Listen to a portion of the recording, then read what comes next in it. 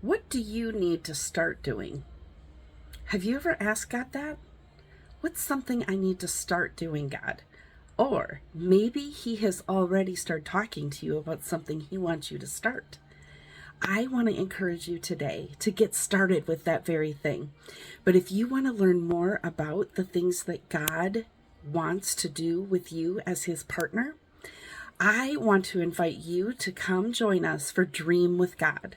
Head on over to melissashultzministries.com and check out Dream with God. We're going to get started on September 20th.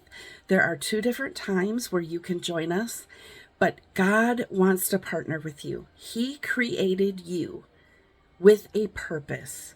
Come find out what that purpose is. This is a live interactive workshop.